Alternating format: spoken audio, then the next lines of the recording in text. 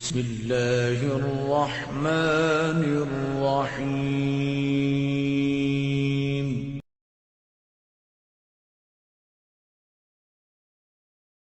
امیر المومنین سیدنا فاروق اعظم صحابہ میں سب سے زیادہ تگڑا اور رسول پسند آدمی، غصے کے لحاظ سے سب سے تگڑے ہیں، جلدی غصہ آتا ہے۔ ایک شخص کہتا ہے میری بھارے تگڑے قبیلے میں شادی ہو گئی، بیوی میری بڑی سخت تھی، اس کے لب و لہجے میں بڑی سختی تھی، وہ قبیلہ بڑا مالدار تھا تو میں بات نہیں کرتا تھا۔ ایک دن میری بیوی نے بڑے سخت جملے کہے تو میں جناب عمر کے پاس آ گیا۔ توجہ ہے آپ دوستوں کی؟ کہتے ہیں حضرت عمر کے پاس آیا تو میں نے دروازے پہ دستک دی، بیوی کی شکایت کرنے آیا کہ ذرا مہربانی کریں، تو کہتے ہیں جناب عمر اندر سے اٹھے تو ان کی زوجہ بولنے لگی، کہنے لگی بس آ گیا آپ کو کوئی بلانے والا؟ ابھی 5 منٹ نہیں ہوئے تھے آپ کو آئے، سارا دن آپ مسجد میں رہتے ہیں، ساری رات آپ چہرے پہ نقاب ڈال کے گلیوں میں گھومتے ہیں، اتنی ڈیوٹی آپ کرتے ہیں، گھر یہ میرا اکیلی کا ہے، بچے میری تنہا کے، آپ کو کچھ خیال ہونا چاہیے، کچھ توجہ کریں۔ وہ شخص کہتے ہیں وہ بی بی بولتی رہی اور جناب عمر ہنستے رہے، اور ان کی مسکراہٹ بھی میں سن رہا تھا۔ جب آپ بہت زیادہ مسکرائے نا تو وہ بھی مسکرانے لگی، زوجہ بھی مسکرانے لگی اور کہنے لگی اب کیا کہتے ہو؟ تو جناب عمر کہنے لگے کیا یہ رہا ہوں کہ اگر تیری بات ختم ہو گئی ہے تو میں جاؤں، اور اگر ہے تو میں کھڑا ہوتا ہوں، سنا لے کوئی اور بھی ہے تو۔ یہ بات کہہ کے باہر آئے نا جناب سیدنا عمر فاروق، تو وہ شخص کھڑا تھا، آپ نے فرمایا کیسے آئے ہو؟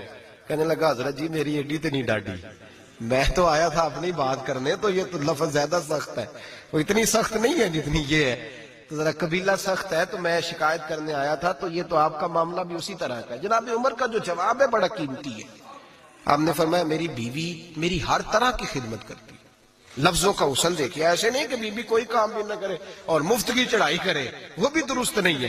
فرمایا میری بیوی میری ہر طرح کی خدمت کرتی ہے، میں گھر نہیں ہوتا تو میرے بستر کو پاک رکھتی ہے، کسی کی جرت نہیں میرے بستر کو دیکھ بھی جائے، میرے بچوں کو جب میں بستر پہ بلاتا ہوں آتی ہے، میرے بچوں کا خیال رکھتی ہے، میں باہر ہی رہتا ہوں گھر کے، لیکن گھر کی ذمہ داریاں ساری اس نے اپنے کندھوں پہ لے لی ہیں۔ فرمایا میرے مزاج میں جلال ہے، میں روز اونچا بولتا ہوں تو سنتی ہے، میری بیوی ہے نا، میں اس کا لباس ہوں وہ میرا لباس ہے، کبھی کبھی وہ اونچا بولتی ہے تو میں بھی سن لیتا ہوں، بیوی جو میری ہے۔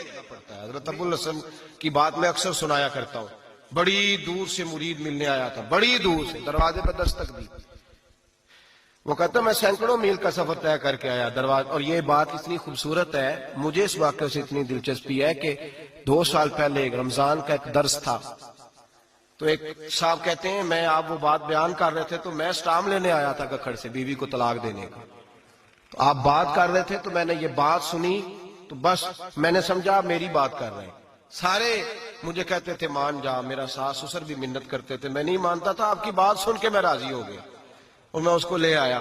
حضرت ابو الحسن کہتے ہیں بیوی ذرا مزاج کی سخت تھی، کردار کی بڑی عمدہ پر لفظوں کی ترش تھی، تلخ جملے بولتی تھی، تو مرید ملنے آیا بڑی دور سے، بستا دروازے پہ دستک دی، کون ہے؟ کہا میں حضرت کا عقیدت مندوں ملنے آیا ہوں۔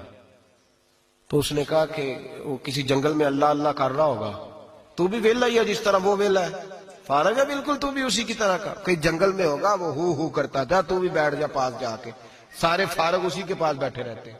حضرت ابو، اور یہ کون ہے؟ محمود غزنوی کے پیر ہے۔ محمود غزنوی کو کرتا دیا، کہا مشکل پڑ جائے تو میرے کرتے کے وسیلے سے دعا کرنا، اللہ حل کر دے گا۔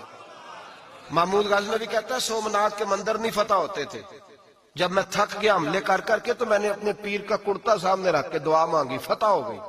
رات کو حضرت ابو الحسن خواب میں ملے، فرمایا تو نے قیمت نہیں ڈالی میرے کرتے کی، بس فتح مانگی۔ کہا حضور پھر؟ فرمایا میرا کرتا رکھ کے کہنا تھا یا اللہ سارے ہندوؤں کو مسلمان کر دے، اللہ نے مسلمان کر دینا تھا۔ اتنا بڑا شخص، اور گھر میں آل کے دستک دی تو بی بی کہتی ہے کون ہے؟ کہا ملنے آیا تھا، تو بھی فارغ ہے؟ اس نے کہا جی میں تو بڑی دور سے آیا ہوں۔ کہا وہ جنگل میں ہوگا، کہا ہو کر رہا ہوگا، تو بھی جا اس کے پاس، کرو جو دل میں آتا ہے۔ تو کہتا ہے میں نے کہا کچھ بھی نہیں بیچارہ، جس کا گھر ہی حال کوئی نہیں، تو کچھ بھی نہیں ہے، کوئی شے نہیں، چھوڑو، لیکن اب آیا ہوں بڑی دور سے تو ملنا تو پڑے گا۔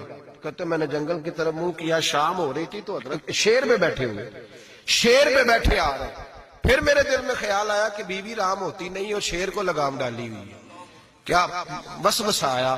تو فرماتے ہیں نیچے اترے تو فرمانے لگے کہ ساری عادتیں اچھی ہیں، زبان کی نہیں اچھی۔ ساری عادتیں، میں نے بتایا نہیں، خود بولے ساری عادتیں اچھی ہیں، زبان کی نہیں اچھی، اور مجھے پتا ہے میں نے نکال دی تو کوئی رکھے گا بھی نہیں، کسی کے ساتھ گزارا نہیں کر سکتی، میرا تو ہو رہا، کوئی نہیں رکھے گا۔ فرمانے لگے میں اس بد زبان سے حسن سلوک کرتا ہوں، اللہ نے بے زبان مخلوق میری فرما بردار کر دی، یہ جو میں بیٹھا ہوں یہ میری ریاضت کی وجہ سے نہیں، اس بد زبان سے حسن سلوک کرتا ہوں تو یہ بے زبان میری تابعدار ہے، میں نے نکال دی تو گزارا۔ حوصلہ کرے، دلیری پیدا کرے، اپنے مزاج کے اندر قوت پیدا کرے، جو بات بات پہ پھٹ پڑے اس کا ظرف کمزور ہوتا ہے۔ بہرحال آخری بات سنیں، وہ یہ ہے کہ جو خارجی لوگ ہوتے ہیں وہ بڑا مسئلہ پیدا کرتے ہیں، لڑکی کے ماں باپ اور لڑکے کے ماں باپ۔ میں تو منت کرتا ہوں ماں باپ کی، منت کرتا ہوں خدا را ان کو بسنے دے، مہربانی کرے، ان کو بسنے دے، ان کو وقت گزارنے دے۔ وہ ناراض ہو گئے، میاں صاحب نے کو برا بھلا کہا، تو اب انسان کا مزاج ہے، وہ جب دکھی ہوتا ہے تو کسی کو دکھ سناتا ہے۔ تو اس نے بیوی نے فون کر دیا اپنی بہن لاہور والی کو کہ میرا میاں، تو اس نے کہا میں تو پہلے ہی ابا جی نے کہا سی یہ بندے نہیں چنگے، میرا تو میں جیسے کہتی ہوں ویسے ہی کرتا ہے، میری بہن حوصلہ کار، میں تو اس دن بھی آئی تھی تو فلانی عادت مجھے بڑی بری لگی تھی، تو میں تو تیرا گھر ہے، تو اس نے اور بارود بھر دیا، لاہور بیٹھ کے ایسی تیلی پھینکی ہے کہ ساری رات گھر جلتا رہے گا۔ او خدا را معافی دے دو ان کو معافی دو، تم نے تو دور رہ کے ان کو غلط گائیڈ کرنا ہے تو انہوں نے کٹھے رہنا ہے۔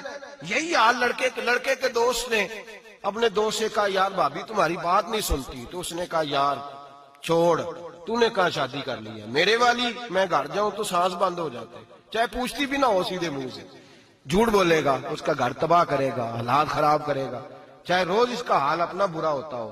چاہیے کیا؟ میرے نبی کریم علیہ السلام نے فرمایا دو لوگوں کی صلح کرانے کے لیے تجھے غلط بات کہنی پڑتی ہے تو کہہ دے، اللہ تجھے اس پہ بھی اجر عطا فرمائے گا۔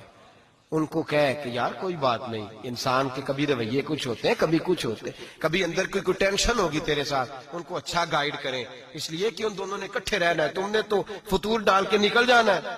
میرے نبی پاک علیہ السلام کی حدیث سنیں، حضور نے فرمایا لعنتی ہے وہ شخص جو مرد کو عورت کے خلاف اکساتا ہے اور عورت کو مرد کے خلاف اکساتا ہے، وہ لعنتی ہے، وہ کوئی بھی ہو، مائیں بھی اور باپ بھی اور بہنیں بھی، سارے اس بات کا خیال کریں، غلط فکریں دماغوں میں نہ چھوڑے۔ آپ اپنا گھر بسائیں گے، سائڈ پہ ہو جائیں گے اور یہاں تباہی اتر جائے گی۔ مہربانی کریں، گھر ٹوٹتا تب ہے جب باہر والے فساد برپا کرتے ہیں۔ میں ایک جملہ اکثر کہا کرتا ہوں، میاں بیوی کا اپنا جھگڑا نہیں ہوتا، جب بھی ہوتا ہے کسی تیسرے کی وجہ سے ہوتا ہے، اور جب گھر ٹوٹ جاتا ہے تو مصیبت اس کے لیے ہوتی ہے، خامند کے لیے یا بیوی کے لیے۔ اور یہ جو گھر ٹوٹتے ہیں تو سب سے زیادہ شکار وہ نونہال ہوتے ہیں جن کو باپ کی بھی ضرورت ہوتی ہے، ماں کی بھی ضرورت ہوتی ہے۔